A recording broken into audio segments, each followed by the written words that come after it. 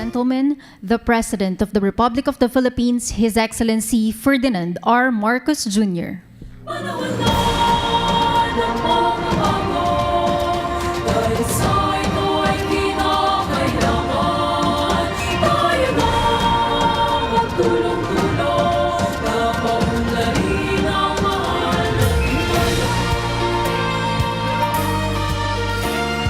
We may now be seated. Good morning, everyone. We are gathered here today for the ceremonial signing of the Joint Circular on the establishment of Child Development Centers by the local government units. To formally begin our program, may we request Education Secretary Juan Edgardo Angara to deliver his opening remarks.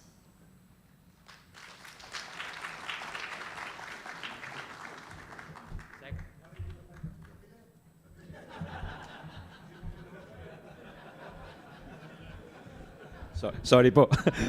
Good morning, Mr. President, Executive Secretary Bersamin, members of the Cabinet, to our esteemed legislators and local chief executives, fellow workers in the government. Magandang umaga po, Mr. President.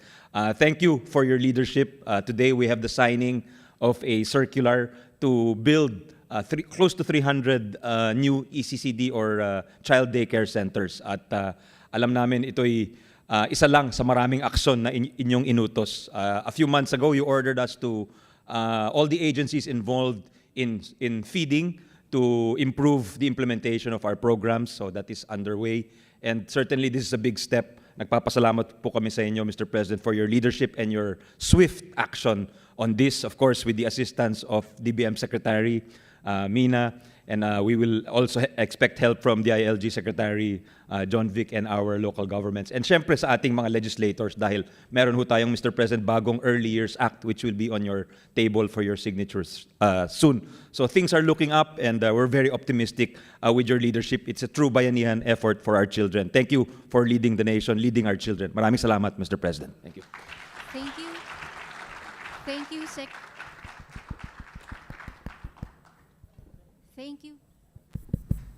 Thank you, Secretary Angara. May we request everyone to direct your attention to the screens for the audiovisual presentation on the Child Development Centers by the LGUs. Taong 1990 nang maisabatas ang Republic Act 6972 na nagtatakda sa pagkakaroon ng daycare centers sa bawat barangay sa buong bansa.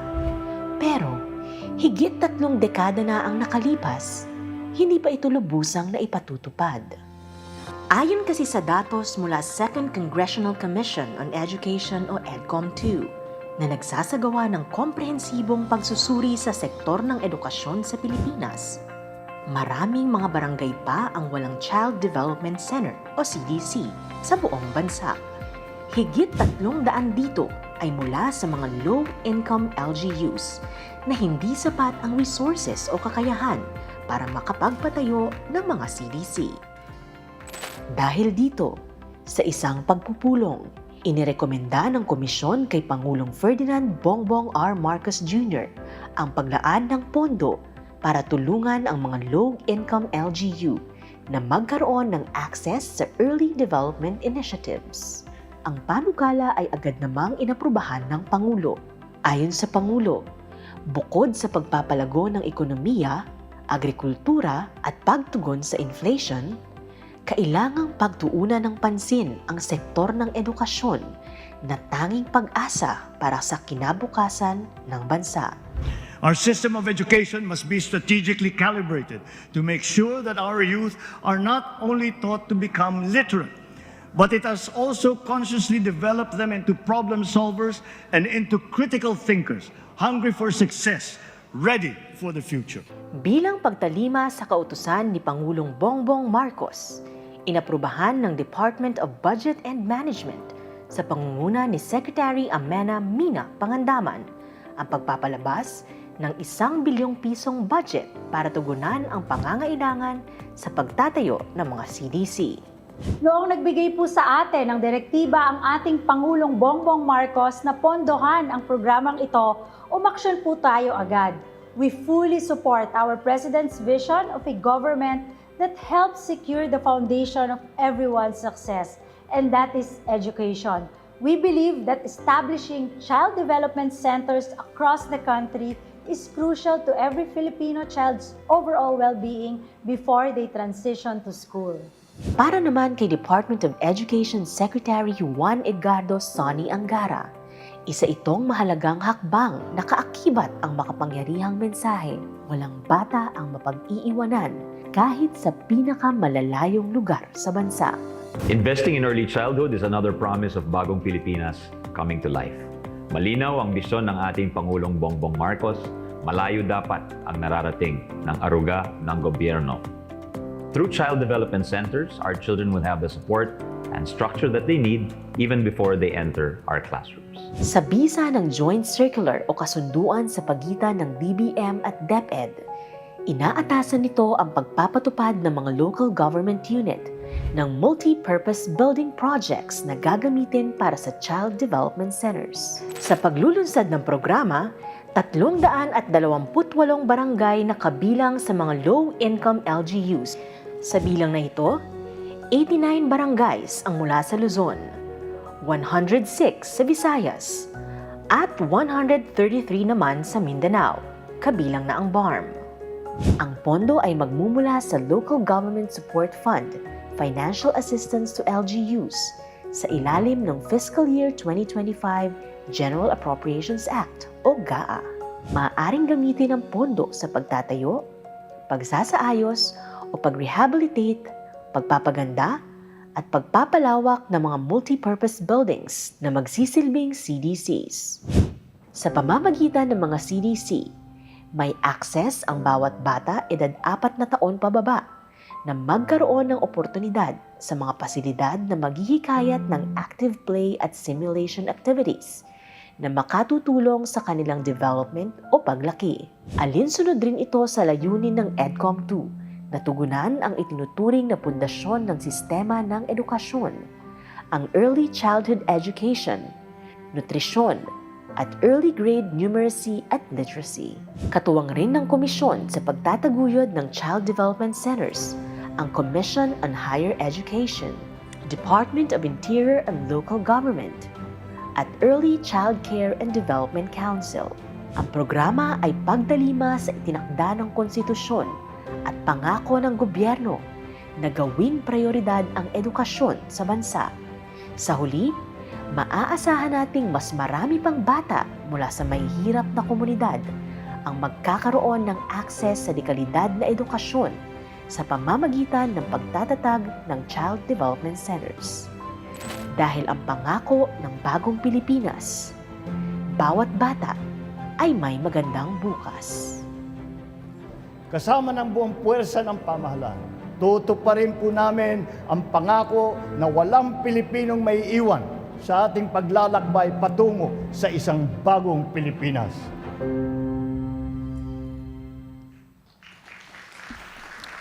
At this point, may we call on Education Secretary Juan Edgardo Angara and Budget and Management Secretary Amena Pangandaman to lead the signing of joint circular on the establishment of child development centers by the local government units.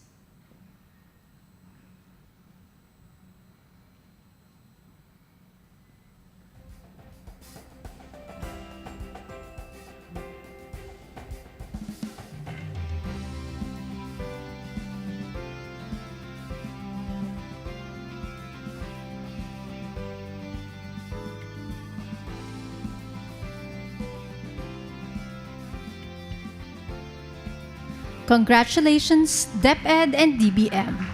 May we now invite the President to grant a photo opportunity with our signatories.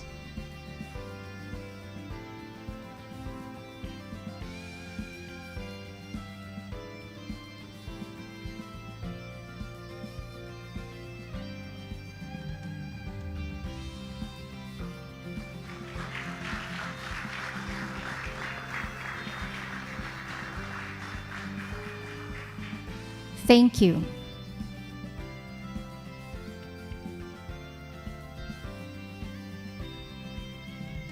At this point, may we now call on retired Chief Justice and Executive Secretary Lucas Bersamin to introduce our keynote speaker.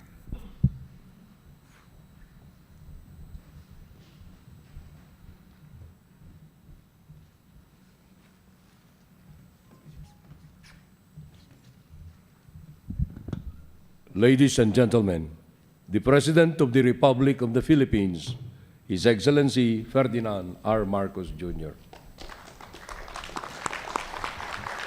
Thank you to Executive Secretary, former Chief Justice Luke Bersamin, for your introduction.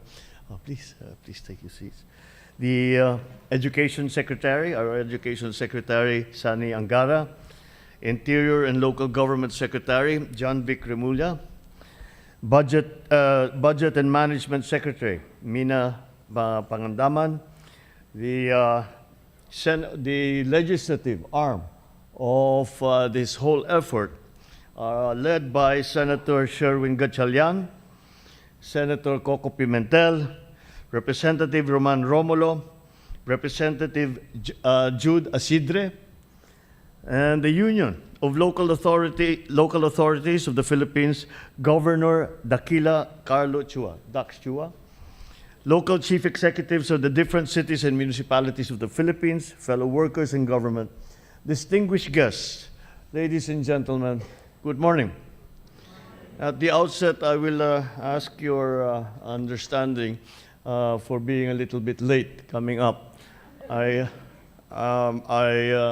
was downstairs doing a book reading for 3 to 5 year olds in commemoration of what we are doing here.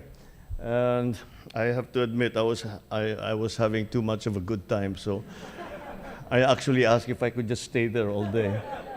But apparently the duties call. But nonetheless, it's always a joy to see the palace filled with a new energy, with a new laughter, the curiosity of children. As I'm sure you understand, sometimes the palace is a very serious, very formal place. And when children come in, it reminds us what we are doing, why we are doing what we are doing. Earlier, I read a story entitled Ang Limang Tuta to these children, written by Eugene Y. Ebasco, illustrated by Almar Denso. It's a heartwarming tale about kindness and compassion for animals, showing us that no one is too young to make a difference in someone's life. I unfortunately probably made a mistake by bringing 2 of my dogs and losing my audience immediately. 3 to 5 year olds are not the easiest audience to keep anyway. And I immediately brought my own distractions. And that's why you will have to excuse my trousers are full of shedded hair of our toys downstairs. But now let me tell you another story. Sometime in the 1860s, a small boy sat by candlelight with his mother learning to read Spanish. That boy was not paying attention to his lesson, and the mother decided to read the boy a fable, translating it from Spanish to Tagalog. It was about a young and an old moth, and the young moth's fascination with a flame. The moral of the mother's story was to listen to one's elders. But the young boy learned a far more poignant one, that the light was the most beautiful thing in creation, and that sacrificing one's life for it was worthwhile. That boy grew up to become our national hero, Dr. Jose Rizal. He inspired our nation to fight for its freedom. This story also emphasizes the importance of reading in building the educational foundation of our children. Reading to children improves their language, develops their cognitive skills, and allows them to appreciate learning. According to various studies, early high-quality education supports children's physical, and emotional development, which they need for school readiness. In 1990, Congress passed Republic Act number 6972, which required each barangay to have at least one child development center. However, due to limited resources, the Early Childhood Care and Development, or ECCD Council, reported that as of March this year, 3,800 barangays in the country have yet to have CDCs. Too many children do not have the structured care that they need in their formative years. These challenges have been accumulating for the past 30 years, cannot be solved overnight. But that does not mean we should not begin. It should no longer be the case. Today we gather with one goal, to create a better and brighter future for our children. Today, our agencies are working hard to make our education system right for our students. Last 4th March, I directed the DBM to prioritize and to fund the establishment of Child Development Centers, or CDCs, especially in the more remote barangays of Mindanao and other low-income municipalities. Our local government units will now shoulder additional costs as part of their counterpart obligation to complete the project. Sa pamamagitan ng suporta natin sa mga lokal na pamahalaan na may limitadong kakayahan na magtayo ng sarili nilang CDC, mapapabuti natin ang edukasyon ng mahihirap nating mga kababayan. These CDCs are venues for the implementation of early childhood care and development center programs and services, especially the early learning programs and family support program. Sa mga center na ito, maaaring makapaglaro, makapagbasa, at makapag-aral ang ating mga kabataan. It can also be used as a resource center for developmentally appropriate learning materials and a laboratory for conducting research, data gathering, and innovations about early childhood. Sa pamamagitan ng mga CDC, magkakaroon ng maayos na pundasyon ng ating mga anak na siya namang magpapatibay sa pundasyon ng ating bansa. For this year, we have identified 328 low-income barangays that will now be provided with funding for them to access early childhood development initiatives. Of this number, 89 will be in Luzon, 106 will be in the Visayas, 133 in Mindanao, including BARM. However, CDC is just a piece of the puzzle. We must ensure that the foundations for the full development of our children are met. We are providing the first 1,000 days cash grant under the Pantawid Pamilyang Pilipino program that aims to improve children's health, nutrition, and development during the first 1,000 days of life. This ensures that our youth are on the right track towards proper cognitive development. I am glad to report that as of February of 2025, more than 68,000 households nationwide have received the F1KD grants, and we intend to reach even more. We are also pursuing the supplementary feeding program, the school-based feeding program, which work together to provide our children with at least one nutritional meal for their daily endeavors. In addition, we have implemented the Walang Gutom program. This gives 3,000 pesos in food credits monthly to the nation's most vulnerable families. My fellow Filipinos, we recognize that education goes beyond what happens just inside the classroom. The government continues to find ways to support our children so they can grow, they can thrive, and reach full potential. Through health and community programs, we remain committed to helping them become productive members of our society. The Nigerian proverb, "It takes a village to raise a child," emphasizes the importance of a whole of society approach in giving our children the tools they build to face their future. To our LGUs, we need your full commitment to ensure the success of the project.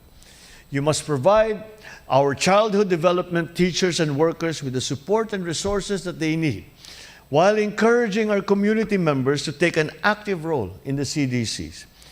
To every official and worker who believes in the power of this endeavor, I am confident that your work here will positively impact our children, our families, and then our communities.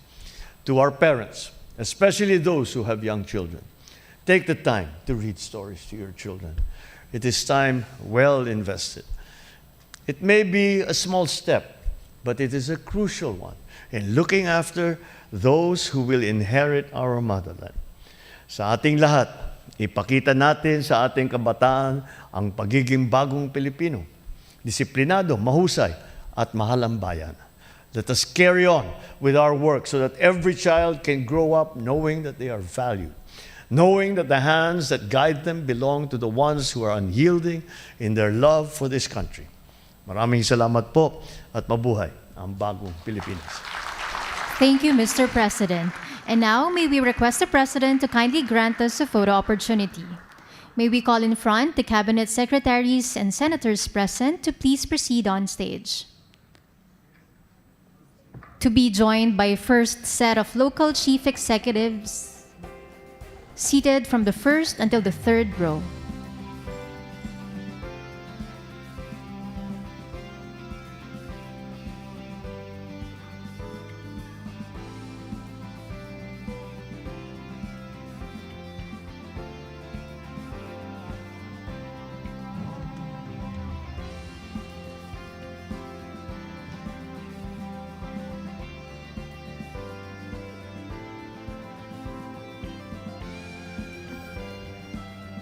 Members of the House of Representatives and second set of local chief executives, please stand by.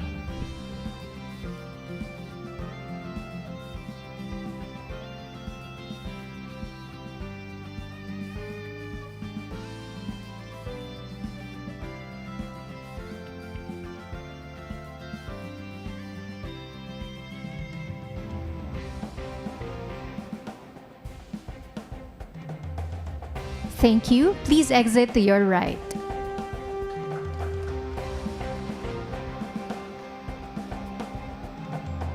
Members of the House of Representatives and second set of local chief executives, you may now proceed in front.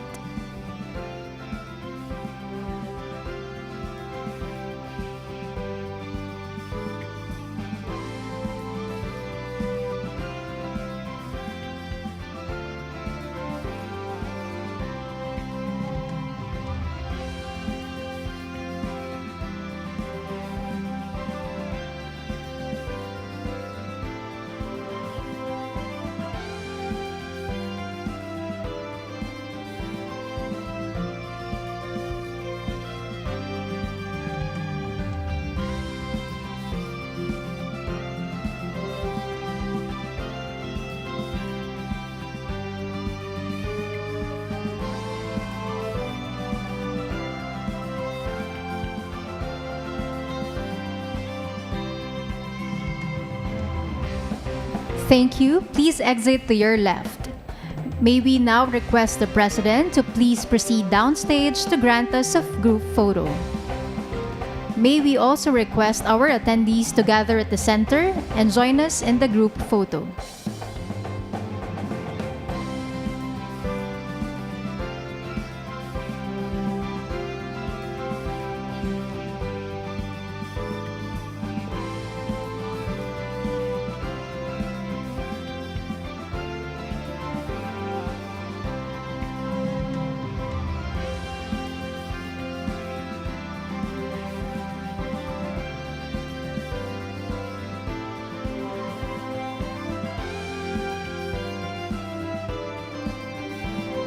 At the count of 3.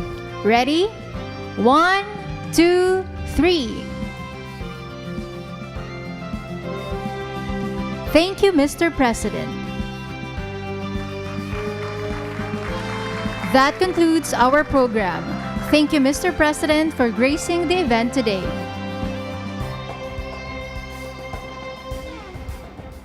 Once again, ladies and gentlemen, the President of the Republic of the Philippines, His Excellency Ferdinand R. Marcos Jr.